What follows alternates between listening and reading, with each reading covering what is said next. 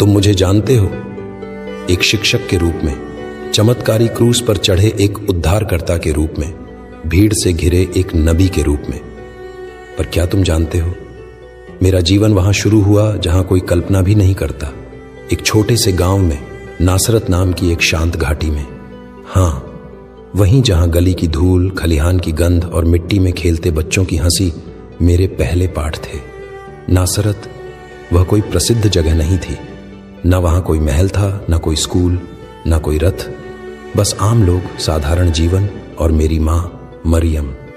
मेरी मां, वह मेरी पहली शिक्षिका थी।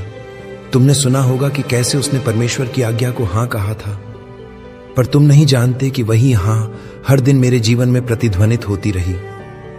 हर सुबह वह मेरे सिर पर हाथ फेरती और कहती, यीशु, तुझ में परमेश्वर की योजना है। बचपन में मैं नहीं समझता था इसका अर्थ, पर उसकी आंखों में जो विश्वास था वह मेरे भीतर उतर गया। मेरे पिता यूसुफ चुपचाप काम करते, लकड़ी को आकार देते और मुझे सिखाते कि ईश्वर की योजना सिर्फ चमत्कारों में नहीं बल्कि साधारणता में भी प्रकट होती है। नासरत का जीवन सरल था, पर उसमें आत्मा की गहराई थी। हमारे घर में समृद्धि नहीं थी, पर वहां शांति थी, क्योंकि वहां प्रार्थना थी। रात के भोजन से पहले जब मां कवर हटाकर रोटी रखती, तो वह हमेशा कहती, यीशु, हर रोटी एक वरदान है और हर वरदान एक जिम्मेदारी। मुझे यह तब एक सामान्य बात लगी, पर आज जब मैं तुम्हें यह सुना रहा हूं, तब समझ में आता है वह मुझे बचपन से ही तैयार कर रही थी एक ऐसे जीवन के लिए जो रोटी देगा आत्माओं को। मुझे याद है वो पहली बार जब मैंने किसी को भूखा देखा, एक बूढ़ा जो नासरत के किनारे बैठा था और कोई उसे देखता भी नहीं था। मैंने मां से पूछा, क्या हम उसे अपने घर ला सकते हैं? उसने बिना कुछ कहे दरवाजा खोल दिया। यही मेरी शिक्षा थी, कभी किसी से मुंह न फेरना। बचपन में जब अन्य बच्चे खेलते थे, मैं अक्सर आकाश की ओर देखता था, नन्हे बादलों को देखता और सोचता, वहां ऊपर कौन है जो मुझे देख रहा है? क्या तुम्हें लगता है कि मैं सब कुछ जानकर जन्मा था? नहीं, मेरे भीतर भी सवाल थे और वे सवाल ही मेरी खोज बने। नासरत की गलियों में चलना, ताजे अंगूरों की बेल के नीचे बैठना और पेड़ों की फुनगियों से हवा का स्पर्श महसूस करना, यही मेरी पहली प्रार्थनाएं थीं। मंदिर तो दूर था, पर ईश्वर कभी दूर नहीं था। मेरी मां ने सिखाया, ईश्वर केवल वहां नहीं जहां सब चुप हैं, वह वहां भी है जहां बच्चे हंसते हैं। और मैं हंसता था, क्योंकि मैं जानता था कोई मुझे सुन रहा है।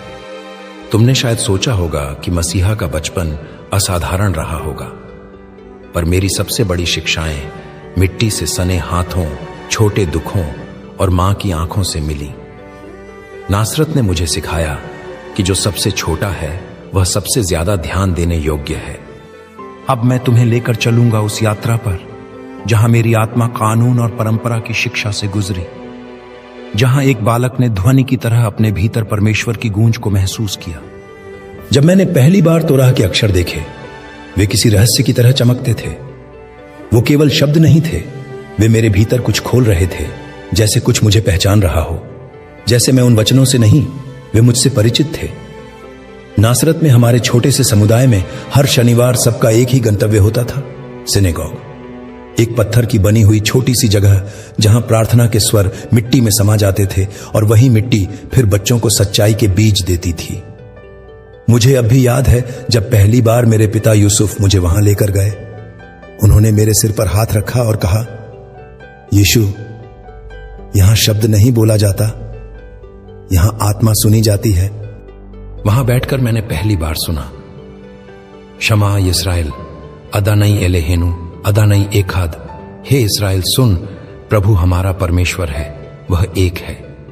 ये वचन मेरे कानों से होते हुए मेरे अस्तित्व में उतर गए। उस दिन मैं केवल एक बच्चा नहीं था जो इबादत देख रहा था, मैं पहली बार वह कंपन महसूस कर रहा था जो आत्मा को भीतर से हिला देती है। यहूदी परंपराएं वे सिर्फ रीति रिवाज नहीं थीं, वे जीवन के लय थीं। हर पर्व, हर दिन, हर वचन एक स्मृति बन जाते थे उस परमेश्वर की जो अपने लोगों के बीच निवास करता है। पासओवर, तुम्हें यह पर्व शायद आज एक उत्सव की तरह दिखता है, मिलना, खाना, गीत, पर मेरे लिए यह एक स्मरण था, छुटकारे का, बलिदान का और उस रक्त का जो द्वारों पर लगाया गया था ताकि मृत्यु हमें छू न सके। मुझे याद है जब मेरी मां ने पहली बार मुझसे कहा, यीशु, हर पासओवर केवल अतीत का स्मरण नहीं, भविष्य का प्रतीक भी है। तब मैं समझा नहीं, पर आज जब तुम यह सुन रहे हो तो जान लो, वह भविष्य में ही था। मैंने देखा कि कैसे हर पर्व, हर उपवास, हर धार्मिक आयोजन मनुष्यों को ईश्वर से जोड़ने का सेतु बनते थे, पर मैं भी देखता था कि कैसे वही सेतु कभी कभी दीवारें बन जाते थे। जब कोई गरीब मंदिर के द्वार से लौटा दिया जाता क्योंकि उसके पास बलिदान का पशु नहीं था, जब कोई स्त्री सिर्फ इसलिए पीछे बैठती क्योंकि समाज ने कहा वह अयोग्य है, तब मेरे भीतर एक बेचैनी जन्म लेती। क्या परमेश्वर ने यह व्यवस्था मनुष्यों को अलग करने के लिए दी थी या जोड़ने के लिए? मुझे याद है जब मैंने पहली बार किसी वृद्ध को देखा जो मंदिर की सीढ़ियों पर बैठा था और कहता था, मैं अब सुन नहीं सकता, पर क्या मेरा बलिदान स्वीकार होगा?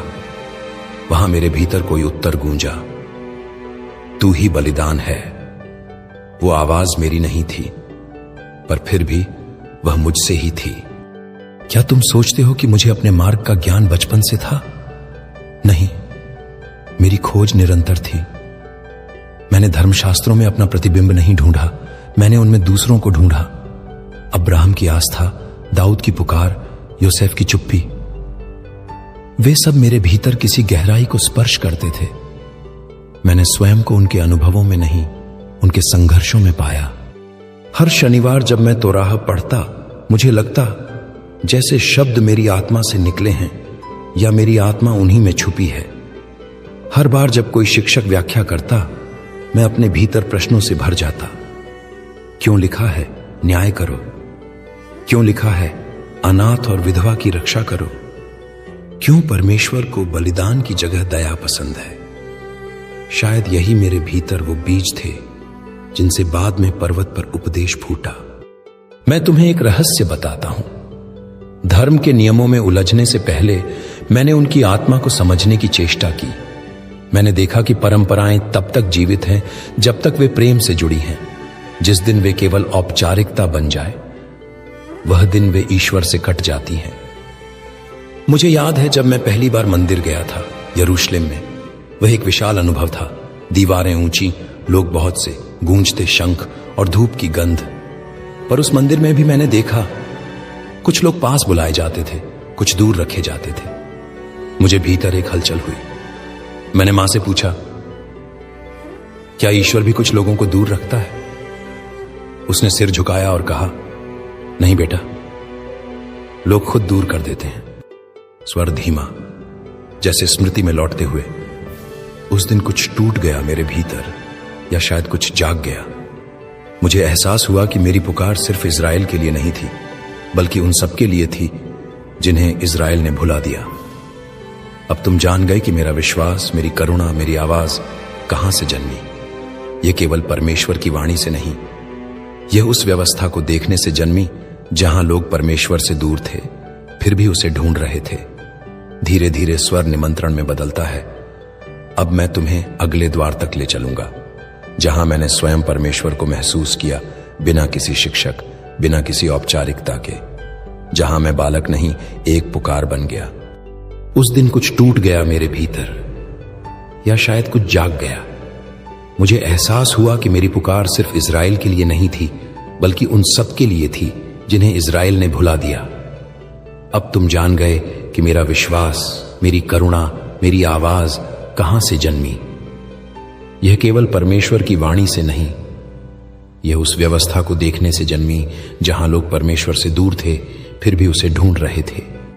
अब मैं तुम्हें अगले द्वार तक ले चलूंगा, जहां मैंने स्वयं परमेश्वर को महसूस किया, बिना किसी शिक्षक, बिना किसी औपचारिकता के। जहां मैं बालक नहीं, एक पुकार बन गया। क्या तुमने कभी किसी क्षण में ऐसा अनुभव किया है कि समय रुक गया हो, कि हवा भी सुनने लगी हो, कि वृक्ष भी झुक गए हों और तुम्हारे भीतर एक आवाज हो जो बाहर किसी ने नहीं बोली, फिर भी वह सच्ची है। मैंने ऐसे क्षणों को बहुत पहले जाना था, जब मैं एक बालक ही था। वे पल शब्दों में नहीं आए, क्योंकि परमेश्वर सबसे पहले मौन में मिलता है। मुझे याद है एक शाम जब मैं अकेला था नासरत के बाहर की पहाड़ियों में। मैं पेड़ की जड़ों से टिक कर बैठा था। हवा चल रही थी, पत्तों में कुछ फुसफुसा रहा था। मैंने कोई प्रार्थना नहीं की, मैंने कोई स्तुति नहीं गाई, बस बैठा रहा और परमेश्वर मेरे पास आ गए। वह कोई दृष्टि नहीं थी, कोई बिजली नहीं गिरी, ना ही कोई चमत्कार हुआ, पर मेरे भीतर अचानक एक स्पष्टता आ गई कि मैं अकेला नहीं हूं। कोई मुझे सुन रहा था, जैसे कोई मुझे पहचानता है मुझसे बेहतर। वह मेरी पहली प्रार्थना थी जो मौन में कही गई और उत्तर में परम शांति मिली। पर मेरी सबसे पहली स्पष्ट अनुभूति तब हुई जब मैं 12 वर्ष का था और मेरी यात्रा मुझे यरूशलेम के मंदिर तक ले गई। हम सब परिवार सहित पासोवर के पर्व के लिए वहां गए थे। हजारों लोग, हजारों आवाजें, बाजार, बलिदान, भीड़, लेकिन मेरी आत्मा किसी और ही स्वर की खोज में थी। जब मैं मंदिर में पहुंचा, मेरी आंखें उस स्थान की भव्यता से चकित थीं, पर मेरी आत्मा को खींच ले गया वह कोना जहां शिक्षक, याजक और धर्मशास्त्री बैठकर धर्म के विषयों पर चर्चा करते थे। मैं वहां जाकर बैठ गया, सिर्फ सुनने, पर सुनते सुनते मेरे भीतर से कुछ बोलने लगा। मैंने प्रश्न पूछे, साधारण नहीं, गहरे। यदि परमेश्वर एक है तो वह सबको समान क्यों नहीं दिखाई देता? अगर कानून में दया नहीं तो वह न्याय कैसे हुआ? क्या बलिदान बिना प्रेम के स्वीकार होता है? मैं पूछता गया और वे सुनते गए। उनकी आंखों में आश्चर्य था। मैं कोई ज्ञानी पंडित नहीं था, न किसी विद्यालय का विद्यार्थी। फिर भी मेरे शब्द उनके ग्रंथों की परछाई बन गए और मैं बस सुनता रहा, अपने भीतर उस आवाज को जो मानो कह रही थी, तू वही है जिसे वे खोजते हैं पर पहचान नहीं पाते। मुझे समय का ज्ञान नहीं रहा। मेरे माता पिता आगे निकल चुके थे। 3 दिन बीत गए और वे मुझे खोजते रहे। जब वे लौटे, मुझे वहीं बैठे पाया। प्रश्न पूछते, उत्तर देते और शांति में डूबा हुआ। मां ने आंसुओं से भरी आंखों से पूछा, तू कहां था बेटा? मैंने कहा, क्या आपको नहीं पता था कि मैं अपने पिता के घर में हूं?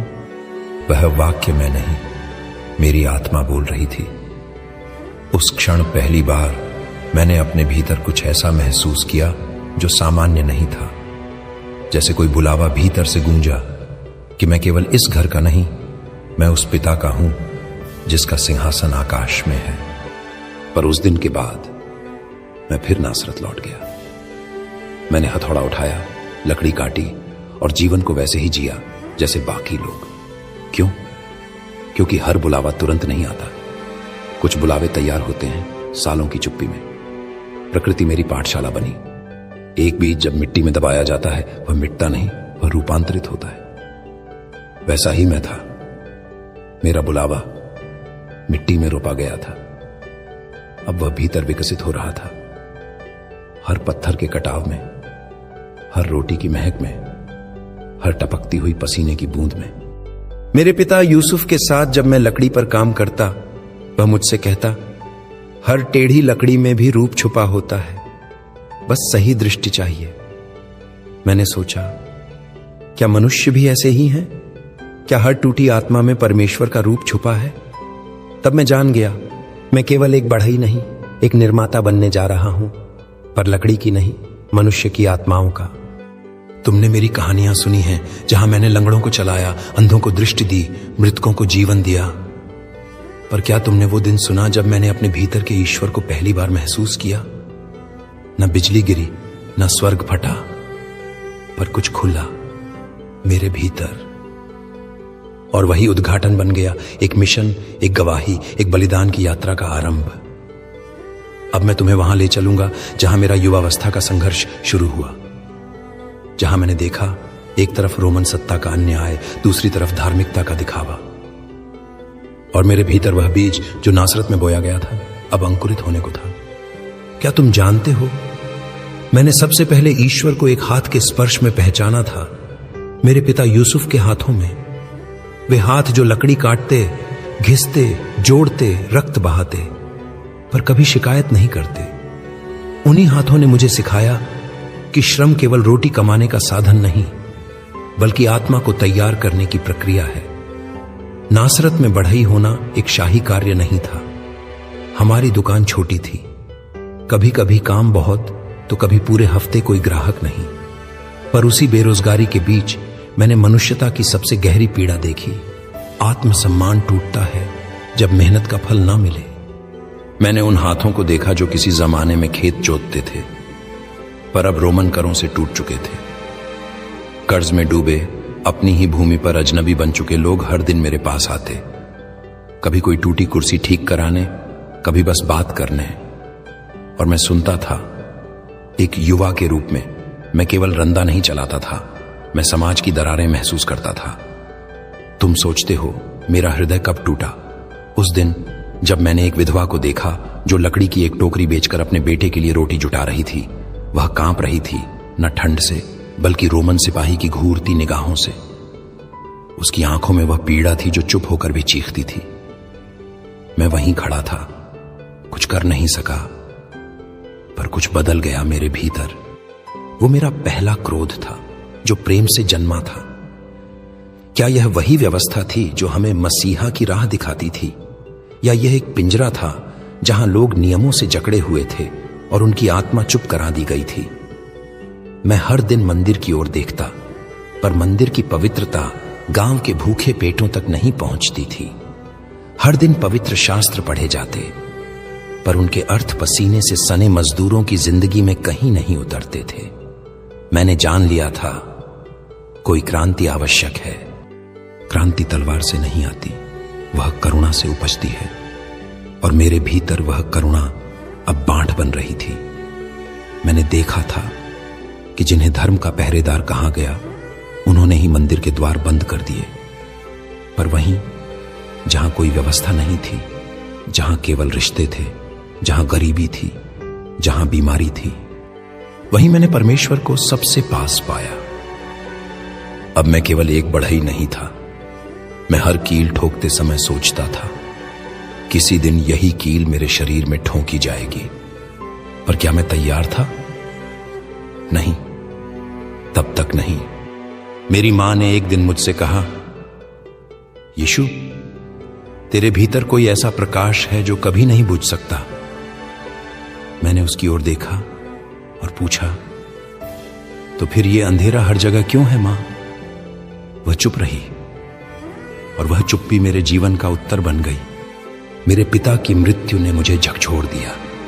वो हाथ जो मुझे थामते थे एक दिन शांत हो गए। मैंने मृत्यु को पहली बार महसूस किया, उसकी ठंडक, उसकी निष्ठुरता। और फिर मुझे एहसास हुआ लोग क्यों डरते हैं। वे केवल भूख से नहीं डरते, वे उस दिन से डरते हैं जब कोई उनका नाम लेना छोड़ दे। मैंने उस दिन संकल्प लिया कि जब मैं बोलूंगा, मैं उन्हीं के लिए बोलूंगा जिन्हें कोई नाम लेकर नहीं पुकारता। तुमने मुझे पहाड़ पर उपदेश देते देखा, तुमने मेरी झील किनारे की शिक्षाएं सुनी, पर वे सब शुरू हुए इन छोटे अनुभवों से। एक लकड़ी की गंध से, एक विधवा की आंखों से, एक मजदूर की चुप्पी से, एक मृत शरीर के स्पर्श से। मैं तब तक चमत्कारी नहीं था, पर मेरे भीतर चमत्कार जन्म ले चुके थे। मैं तब तक प्रचारक नहीं था, पर मेरी आत्मा पहले ही घोषणा कर चुकी थी कि समय आ गया है। अब मैं तुम्हें उस रहस्य तक ले चलूंगा जहां तुम जानोगे मेरे बचपन और युवावस्था के बीच क्या क्या छुपा रहा गया। इतिहास चुप है, शास्त्र मौन है, पर मैं अब बोल रहा हूं। अब जब तुम मेरे साथ इस यात्रा में इतने दूर तक आ चुके हो, मैं तुम्हें बताना चाहता हूं कि कुछ बातें कहीं नहीं जाती, वे बस अनुभव की जाती हैं। मेरे जीवन के शुरुआती वर्षों में बहुत कुछ ऐसा था जो दुनिया ने नहीं देखा, न ही इतिहास ने दर्ज किया। कुछ जानबूझकर छूट गया, कुछ परमेश्वर की योजना थी कि वह छुपा रहे। तुम्हें मेरे जन्म की कहानी पता है, मेरे क्रूस की पीड़ा भी, पर उस बीच का हिस्सा, वह मौन क्यों है? क्या तुमने कभी पूछा है कि जिन वर्षों में एक व्यक्ति आकार लेता है जहां से विचार, दृष्टि, विश्वास उगते हैं, उन्हें पवित्र शास्त्रों में क्यों नहीं लिखा गया? शायद इसलिए क्योंकि वे वर्ष केवल मेरे और परमेश्वर के बीच के थे। वे वर्ष जहां मैं बढ़ रहा था पर भीतर टूट भी रहा था, जहां मैं देख रहा था धर्म के नाम पर अन्याय, विश्वास के नाम पर भय, और वहीं मैंने चुना मौन। मैं जानता था एक दिन आएगा जब लोग इन छूटे हुए वर्षों के बारे में पूछेंगे। कुछ विद्वान अनुमान लगाएंगे, कुछ लोग कहानियां गढ़ेंगे, कुछ आलोचक कहेंगे, अगर यह इतना महत्वपूर्ण था तो क्यों नहीं लिखा गया? तो सुनो, जो सबसे पवित्र होता है वह सबसे गहरे मौन में जन्म लेता है। इन वर्षों में मैंने उन बातों को सीखा जो किताबें नहीं सिखा सकती। मैंने आत्मा की भाषा सुनी, पत्तों की खामोशी में, लोगों की थकान में, बच्चों की हंसी में और विधवाओं की चुप्पी में। क्या तुम सोचते हो कि मैं इन वर्षों में कोई चमत्कार कर रहा था? नहीं, मैं तो स्वयं को पहचान रहा था।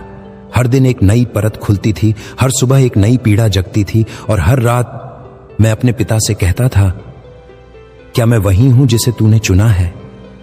और हर रात एक ही उत्तर भीतर से आता, तेरा समय अभी नहीं आया, पर तेरा सत्य बढ़ रहा है। कभी कभी सबसे शक्तिशाली सत्य वो होते हैं जो नहीं बोले गए। मुझसे जुड़ी कई बातें तुम नहीं जानते। मैं किससे सबसे पहले प्रेम में टूटा, मैंने किस दोस्त को खोया, कब पहली बार मेरी करुणा इतनी भारी हुई कि मैं खुद रो पड़ा। इन बातों की कोई लिखित गवाही नहीं, पर स्वर्ग ने उन्हें रिकॉर्ड किया है। अब मैं तुमसे एक सवाल पूछता हूं, क्या तुम्हें हर बात जानना जरूरी है ताकि तुम मुझसे प्रेम कर सको? या क्या तुम मुझसे उस प्रेम के साथ जुड़ सकते हो जो विश्वास पर टिका हो, ना कि प्रमाण पर? मेरी चुप्पी भी गवाही है, मेरे मौन वर्षों की भी आवाज है। जब मैं लकड़ी पर हाथ चला रहा था, जब मैं चुपचाप लोगों की थकान सुन रहा था, जब मैं पेड़ के नीचे अकेला बैठा था, तब भी मैं तुम्हें देख रहा था। हां, तुम्हें, क्योंकि यह कहानी केवल मेरी नहीं, यह तुम्हारे अंदर के यीशु की कहानी है।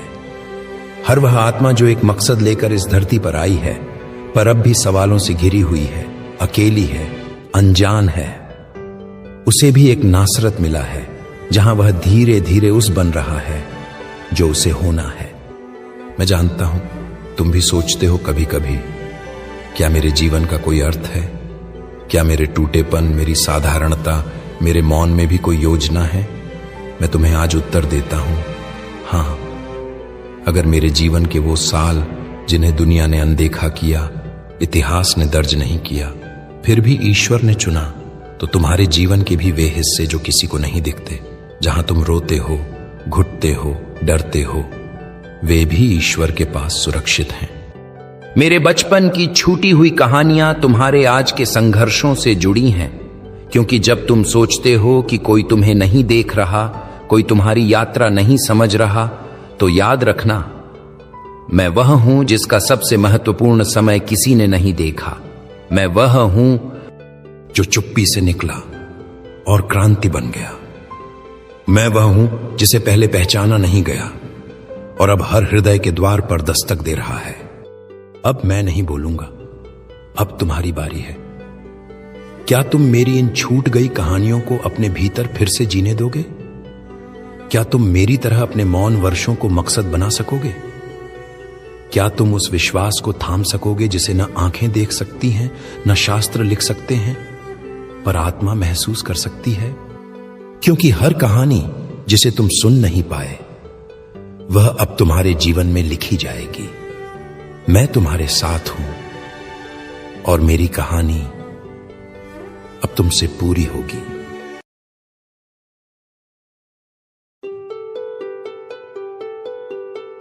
तुम मुझे जानते हो, एक शिक्षक के रूप में, चमत्कारी क्रूस पर चढ़े एक उद्धारकर्ता के रूप में, भीड़ से घिरे एक नबी के रूप में। पर क्या तुम जानते हो, मेरा जीवन वहां शुरू हुआ जहां कोई कल्पना भी नहीं करता, एक छोटे से गांव में, नासरत नाम की एक शांत घाटी में। हां, वहीं जहां गली की धूल, खलिहान की गंध और मिट्टी में खेलते बच्चों की हंसी मेरे पहले पाठ थे। नासरत वह कोई प्रसिद्ध जगह नहीं थी। न वहां कोई महल था, न कोई स्कूल, न कोई रथ, बस आम लोग, साधारण जीवन और मेरी मां मरियम।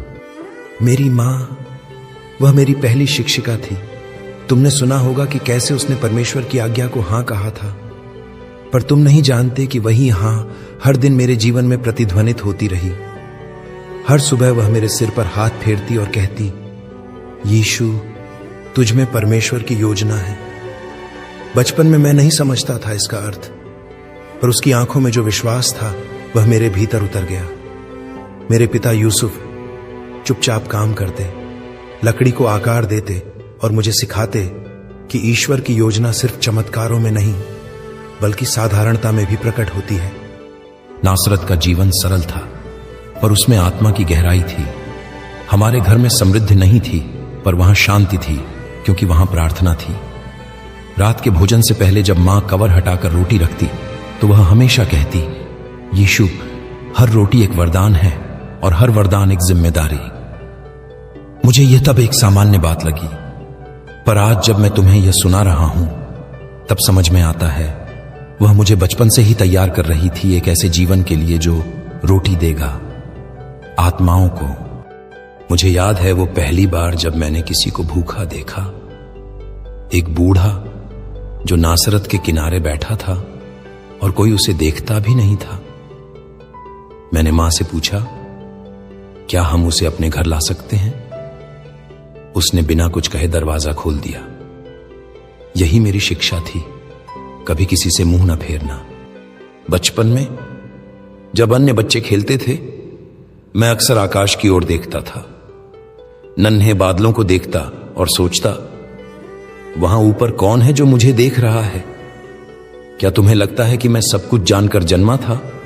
नहीं, मेरे भीतर भी सवाल थे और वे सवाल ही मेरी खोज बने। नासरत की गलियों में चलना, ताजे अंगूरों की बेल के नीचे बैठना और पेड़ों की फुनगियों से हवा का स्पर्श महसूस करना, यही मेरी पहली प्रार्थनाएं थीं। मंदिर तो दूर था, पर ईश्वर कभी दूर नहीं था। मेरी मां ने सिखाया, ईश्वर केवल वहां नहीं जहां सब चुप हैं, वह वहां भी है जहां बच्चे हंसते हैं। और मैं हंसता था, क्योंकि मैं जानता था कोई मुझे सुन रहा है। तुमने शायद सोचा होगा कि मसीहा का बचपन असाधारण रहा होगा, पर मेरी सबसे बड़ी शिक्षाएं मिट्टी से सने हाथों, छोटे दुखों और मां की आंखों से मिली।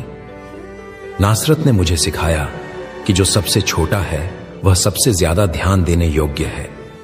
अब मैं तुम्हें लेकर चलूंगा उस यात्रा पर जहां मेरी आत्मा कानून और परंपरा की शिक्षा से गुजरी, जहां एक बालक ने ध्वनि की तरह अपने भीतर परमेश्वर की गूंज को महसूस किया।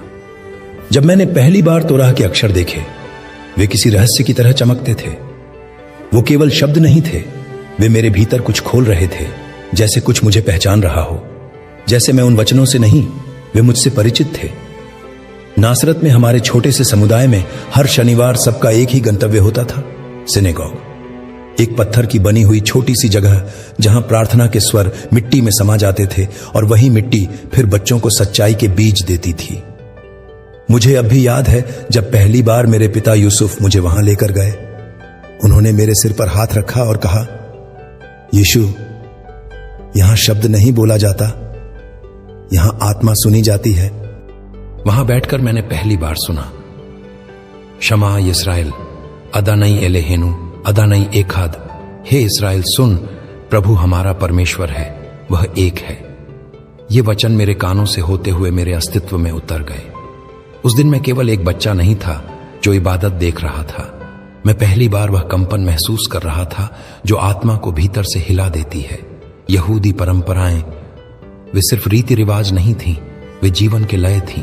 हर पर्व, हर दिन, हर वचन एक स्मृति बन जाते थे उस परमेश्वर की जो अपने लोगों के बीच निवास करता है। पासओवर, तुम्हें यह पर्व शायद आज एक उत्सव की तरह दिखता है, मिलना, खाना, गीत, पर मेरे लिए यह एक स्मरण था, छुटकारे का, बलिदान का और उस रक्त का जो द्वारों पर लगाया गया था ताकि मृत्यु हमें छू न सके। मुझे याद है जब मेरी मां ने पहली बार मुझसे कहा, यीशु, हर पासओवर केवल अतीत का स्मरण नहीं, भविष्य का प्रतीक भी है। तब मैं समझा नहीं, पर आज जब तुम यह सुन रहे हो तो जान लो, वह भविष्य मैं ही था। मैंने देखा कि कैसे हर पर्व, हर उपवास, हर धार्मिक आयोजन मनुष्यों को ईश्वर से जोड़ने का सेतु बनते थे, पर मैं भी देखता था कि कैसे वही सेतु कभी कभी दीवारें बन जाते थे। जब कोई गरीब मंदिर के द्वार से लौटा दिया जाता क्योंकि उसके पास बलिदान का पशु नहीं था, जब कोई स्त्री सिर्फ इसलिए पीछे बैठती क्योंकि समाज ने कहा वह अयोग्य है, तब मेरे भीतर एक बेचैनी जन्म लेती। क्या परमेश्वर ने यह व्यवस्था मनुष्यों को अलग करने के लिए दी थी या जोड़ने के लिए?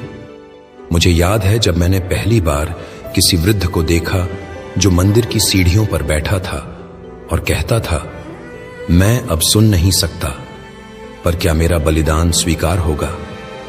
वहां मेरे भीतर कोई उत्तर गूंजा, तू ही बलिदान है। वो आवाज मेरी नहीं थी, पर फिर भी वह मुझसे ही थी। क्या तुम सोचते हो कि मुझे अपने मार्ग का ज्ञान बचपन से था? नहीं, मेरी खोज निरंतर थी। मैंने धर्मशास्त्रों में अपना प्रतिबिंब नहीं ढूंढा, मैंने उनमें दूसरों को ढूंढा। अब्राहम की आस्था, दाऊद की पुकार, योसेफ की चुप्पी, वे सब मेरे भीतर किसी गहराई को स्पर्श करते थे। मैंने स्वयं को उनके अनुभवों में नहीं, उनके संघर्षों में पाया। हर शनिवार जब मैं तोराह पढ़ता, मुझे लगता जैसे शब्द मेरी आत्मा से निकले हैं या मेरी आत्मा उन्हीं में छुपी है। हर बार जब कोई शिक्षक व्याख्या करता, मैं अपने भीतर प्रश्नों से भर जाता। क्यों लिखा है न्याय करो? क्यों लिखा है अनाथ और विधवा की रक्षा करो? क्यों परमेश्वर को बलिदान की जगह दया पसंद है? शायद यही मेरे भीतर वो बीज थे जिनसे बाद में पर्वत पर उपदेश फूटा। मैं तुम्हें एक रहस्य बताता हूं। धर्म के नियमों में उलझने से पहले मैंने उनकी आत्मा को समझने की चेष्टा की। मैंने देखा कि परंपराएं तब तक जीवित हैं जब तक वे प्रेम से जुड़ी हैं। जिस दिन वे केवल औपचारिकता बन जाए, वह दिन वे ईश्वर से कट जाती हैं। मुझे याद है जब मैं पहली बार मंदिर गया था यरूशलेम में, वह एक विशाल अनुभव था। दीवारें ऊंची, लोग बहुत से, गूंजते शंख और धूप की गंध। पर उस मंदिर में भी मैंने देखा, कुछ लोग पास बुलाए जाते थे, कुछ दूर रखे जाते थे। मुझे भीतर एक हलचल हुई। मैंने मां से पूछा, क्या ईश्वर भी कुछ लोगों को दूर रखता है? उसने सिर झुकाया और कहा, नहीं बेटा, लोग खुद दूर कर देते हैं। स्वर धीमा, जैसे स्मृति में लौटते हुए। उस दिन कुछ टूट गया मेरे भीतर, या शायद कुछ जाग गया। मुझे एहसास हुआ कि मेरी पुकार सिर्फ इज़राइल के लिए नहीं थी, बल्कि उन सबके लिए थी जिन्हें इज़राइल ने भुला दिया। अब तुम जान गए कि मेरा विश्वास, मेरी करुणा, मेरी आवाज कहां से जन्मी। यह केवल परमेश्वर की वाणी से नहीं, यह उस व्यवस्था को देखने से जन्मी जहां लोग परमेश्वर से दूर थे, फिर भी उसे ढूंढ रहे थे। धीरे धीरे स्वर निमंत्रण में बदलता है। अब मैं तुम्हें अगले द्वार तक ले चलूंगा, जहां मैंने स्वयं परमेश्वर को महसूस किया, बिना किसी शिक्षक, बिना किसी औपचारिकता के। जहां मैं बालक नहीं, एक पुकार बन गया। उस दिन कुछ टूट गया मेरे भीतर, या शायद कुछ जाग गया। मुझे एहसास हुआ कि मेरी पुकार सिर्फ इज़राइल के लिए नहीं थी, बल्कि उन सब के लिए थी जिन्हें इज़राइल ने भुला दिया। अब तुम जान गए कि मेरा विश्वास, मेरी करुणा, मेरी आवाज कहां से जन्मी। यह केवल परमेश्वर की वाणी से नहीं, यह उस व्यवस्था को देखने से जन्मी जहां लोग परमेश्वर से दूर थे, फिर भी उसे ढूंढ रहे थे। अब मैं तुम्हें अगले द्वार तक ले चलूंगा, जहां मैंने स्वयं परमेश्वर को महसूस किया, बिना किसी शिक्षक, बिना किसी औपचारिकता के। जहां मैं बालक नहीं, एक पुकार बन गया। क्या तुमने कभी किसी क्षण में ऐसा अनुभव किया है कि समय रुक गया हो, कि हवा भी सुनने लगी हो, कि वृक्ष भी झुक गए हों और तुम्हारे भीतर एक आवाज हो जो बाहर किसी ने नहीं बोली, फिर भी वह सच्ची है? मैंने ऐसे क्षणों को बहुत पहले जाना था, जब मैं एक बालक ही था। वे पल शब्दों में नहीं आए, क्योंकि परमेश्वर सबसे पहले मौन में मिलता है। मुझे याद है एक शाम जब मैं अकेला था, नासरत के बाहर की पहाड़ियों में। मैं पेड़ की जड़ों से टिक कर बैठा था। हवा चल रही थी, पत्तों में कुछ फुसफुसा रहा था। मैंने कोई प्रार्थना नहीं की, मैंने कोई स्तुति नहीं गाई, बस बैठा रहा और परमेश्वर मेरे पास आ गए। वह कोई दृष्टि नहीं थी, कोई बिजली नहीं गिरी, ना ही कोई चमत्कार हुआ, पर मेरे भीतर अचानक एक स्पष्टता आ गई कि मैं अकेला नहीं हूं। कोई मुझे सुन रहा था, जैसे कोई मुझे पहचानता है मुझसे बेहतर। वह मेरी पहली प्रार्थना थी जो मौन में कही गई और उत्तर में परम शांति मिली। पर मेरी सबसे पहली स्पष्ट अनुभूति तब हुई जब मैं 12 वर्ष का था और मेरी यात्रा मुझे यरूशलेम के मंदिर तक ले गई। हम सब परिवार सहित पासोवर के पर्व के लिए वहां गए थे। हजारों लोग, हजारों आवाजें, बाजार, बलिदान, भीड़, लेकिन मेरी आत्मा किसी और ही स्वर की खोज में थी। जब मैं मंदिर में पहुंचा, मेरी आंखें उस स्थान की भव्यता से चकित थीं, पर मेरी आत्मा को खींच ले गया वह कोना जहां शिक्षक, याजक और धर्मशास्त्री बैठकर धर्म के विषयों पर चर्चा करते थे। मैं वहां जाकर बैठ गया, सिर्फ सुनने, पर सुनते सुनते मेरे भीतर से कुछ बोलने लगा। मैंने प्रश्न पूछे, साधारण नहीं, गहरे। यदि परमेश्वर एक है तो वह सबको समान क्यों नहीं दिखाई देता? अगर कानून में दया नहीं तो वह न्याय कैसे हुआ? क्या बलिदान बिना प्रेम के स्वीकार होता है? मैं पूछता गया और वे सुनते गए। उनकी आंखों में आश्चर्य था। मैं कोई ज्ञानी पंडित नहीं था, न किसी विद्यालय का विद्यार्थी। फिर भी मेरे शब्द उनके ग्रंथों की परछाई बन गए और मैं बस सुनता रहा, अपने भीतर उस आवाज को जो मानो कह रही थी, तू वही है जिसे वे खोजते हैं पर पहचान नहीं पाते। मुझे समय का ज्ञान नहीं रहा। मेरे माता पिता आगे निकल चुके थे। 3 दिन बीत गए और वे मुझे खोजते रहे। जब वे लौटे, मुझे वहीं बैठे पाया। प्रश्न पूछते, उत्तर देते और शांति में डूबा हुआ। मां ने आंसुओं से भरी आंखों से पूछा, तू कहां था बेटा? मैंने कहा, क्या आपको नहीं पता था कि मैं अपने पिता के घर में हूं? वह वाक्य मैं नहीं, मेरी आत्मा बोल रही थी। उस क्षण पहली बार मैंने अपने भीतर कुछ ऐसा महसूस किया जो सामान्य नहीं था। जैसे कोई बुलावा भीतर से गूंजा कि मैं केवल इस घर का नहीं, मैं उस पिता का हूं जिसका सिंहासन आकाश में है। पर उस दिन के बाद मैं फिर नासरत लौट गया। मैंने हथौड़ा उठाया, लकड़ी काटी और जीवन को वैसे ही जिया जैसे बाकी लोग। क्यों? क्योंकि हर बुलावा तुरंत नहीं आता। कुछ बुलावे तैयार होते हैं सालों की चुप्पी में। प्रकृति मेरी पाठशाला बनी। एक बीज जब मिट्टी में दबाया जाता है, वह मिटता नहीं, वह रूपांतरित होता है। वैसा ही मैं था। मेरा बुलावा मिट्टी में रोपा गया था, अब वह भीतर विकसित हो रहा था। हर पत्थर के कटाव में, हर रोटी की महक में, हर टपकती हुई पसीने की बूंद में। मेरे पिता यूसुफ के साथ जब मैं लकड़ी पर काम करता, वह मुझसे कहता, हर टेढ़ी लकड़ी में भी रूप छुपा होता है, बस सही दृष्टि चाहिए। मैंने सोचा, क्या मनुष्य भी ऐसे ही हैं? क्या हर टूटी आत्मा में परमेश्वर का रूप छुपा है? तब मैं जान गया, मैं केवल एक बढ़ई नहीं, एक निर्माता बनने जा रहा हूं, पर लकड़ी की नहीं, मनुष्य की आत्माओं का। तुमने मेरी कहानियां सुनी हैं, जहां मैंने लंगड़ों को चलाया, अंधों को दृष्टि दी, मृतकों को जीवन दिया। पर क्या तुमने वो दिन सुना जब मैंने अपने भीतर के ईश्वर को पहली बार महसूस किया? न बिजली गिरी, न स्वर्ग फटा, पर कुछ खुला मेरे भीतर। और वही उद्घाटन बन गया, एक मिशन, एक गवाही, एक बलिदान की यात्रा का आरंभ।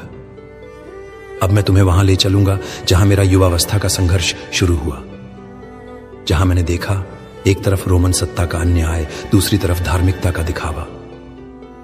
और मेरे भीतर वह बीज जो नासरत में बोया गया था, अब अंकुरित होने को था।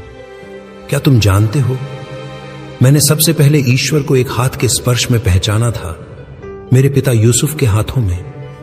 वे हाथ जो लकड़ी काटते, घिसते, जोड़ते, रक्त बहाते, पर कभी शिकायत नहीं करते।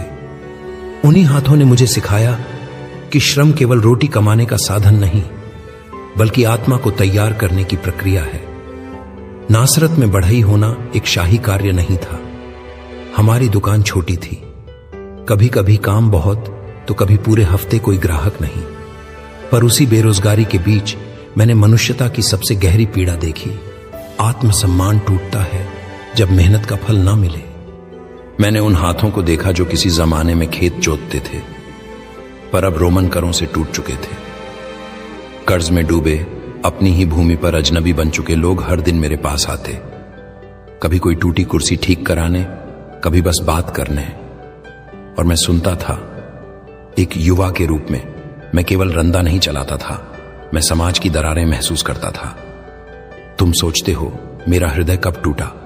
उस दिन जब मैंने एक विधवा को देखा जो लकड़ी की एक टोकरी बेचकर अपने बेटे के लिए रोटी जुटा रही थी। वह कांप रही थी, न ठंड से बल्कि रोमन सिपाही की घूरती निगाहों से। उसकी आंखों में वह पीड़ा थी जो चुप होकर भी चीखती थी। मैं वहीं खड़ा था, कुछ कर नहीं सका, पर कुछ बदल गया मेरे भीतर। वो मेरा पहला क्रोध था जो प्रेम से जन्मा था।